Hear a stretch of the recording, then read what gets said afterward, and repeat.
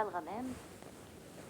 نورة كانت جالسة في بيتها، والوقت دايز وهي ما حساش بيه. البيت كان مظلم والستائر مسدودين، كأنها خايفة من الضوء يدخل ويشوف الحزن اللي ساكن فيها. ما بقات عندها رغبة في حاجة، حتى الماكلة والشراب ولاو عندها بحال شي تقل فوق قلبها. كانت كتحس بواحد الغمامة كحلة مغطية ليها حياتها وما خلاتهاش تشوف السعادة اللي كانت عندها من قبل. في الركن ديال الصالون كان محطوط المرسم ديالها اللي كان عامر بالالوان والصور. دابا هذيك اللوحات غبرها الغبار والصباغه كرمات في وسط القراعي. نورة كانت كتشوف فيهم وما كتحس بوالو. الفن اللي كان هو النفس ديالها ولا دابا كيذكرها غير بالعكس ديالها. كانت كتقول مع راسها واش عمري غادي نرجع نضحك من قلبي. صاحبتها زينب كان ديما كتحاول تخرجها من هاد القوقعه. واحد النهار جلسوا في واحد المقهى صغير. زينب كانت كتهضر وكتعاود، ونورة كانت كتشوف فيها، ولكن عقلها كان غايب. الكاس ديال اتاي برد قدامها، والضحك ديال الناس اللي دايرين بهم كان كيجيه بحال شي صداع ما كينتهي. زينب حطات يدها على يد نورة وقالت ليها بصوت حنين: نورة، انا معاك، ما غاديش نخليك. الليل كان هو اصعب وقت بالنسبة لنورة. ملي كيسكت كل شيء كيبداو الافكار السوداء ينهشوا في عقلها. كانت كتبقى شاده السقف بعينيها والدموع كيهبطوا سخونين على مخدتها. كانت كتحس براسها بوحدها في هذا العالم، بحال شي سفينه تالفه في وسط بحر هائج.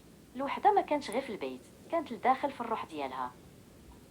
بعد معاناة طويلة نورة قررت تاخد خطوة شجاعة. مشات عن طبيبة نفسانية متخصصة سميتها الدكتورة ليلى. في المكتب نورة بدات كتهضر لأول مرة على داك الثقة اللي في صدرها. الدكتورة كانت كتسمع ليها بكل هدوء. نورة بكات بجهد، وكأن هادوك الدموع هما اللي غادي يغسلوا ليها الحزن القديم. كانت هذه هي البداية ديال الطريق الطويل. بدات نورة كدير مجهود باش تخرج للزنقة، واخا غير ل10 دقائق. واحد النهار مشات لواحد الحديقة قريبة. جلست تحت شجرة كبيرة وبدأت كتنفس الهواء النقي. شافت الدراري الصغار كيلعبوا وشمت ريحة الورد. حست بواحد الراحة بسيطة بدات كتدخل لقلبها. بدات كتفهم باللي الشفاء كيبدا بخطوات صغيرة بزاف. زينب بقات مرافقة نورة في كاع المراحل. كانوا كيجلسوا في الجردة، ونورة بدات كتعاود ليها على داكشي اللي كتحس به بلا خوف. زينب كانت كتشجعها وتقول ليها بلي النفس بحالها بحال الذات، حتى هي كتمرض وكتحتاج للدواء والوقت. نورة بدات كتحس بلي كاين اللي كيقدر الوجع ديالها، وهادشي عطاها قوة باش تزيد للقدام. واحد الصباح نورة فاقت وحست بواحد الرغبة غريبة. مشات للمرسم ديالها ونفضت عليه الغبار. خدات ريشة وصبغت واحد الخط باللون الأزرق الفاتح فوق لوحة بيضاء. ما كانتش باغا ترسم لوحة واعرة، كانت غير باغا تخرج داكشي اللي لداخل. اللون بدا كيرجع لحياتها بشوية بشوية، وبدات كتحس باللي يديها بدات كترجع ليهم الحياة. مشات نورة للبحر، المكان اللي كانت ديما كترتاح فيه. وقفت قدام الأمواج والبرد ديال البحر كيضرب في وجهها. شافت في الأفق وبدات كتفكر في كاع اللي داز عليها. عرفت باللي الاكتئاب ما كانش ضعف منها، بل كان امتحان قواها.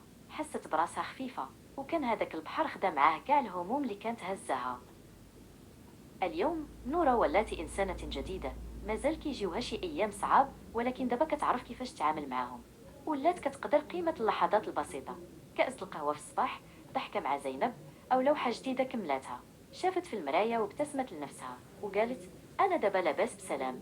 الغمامة مشات وخيوط الشمس رجعات ضوات حياتها من جديد.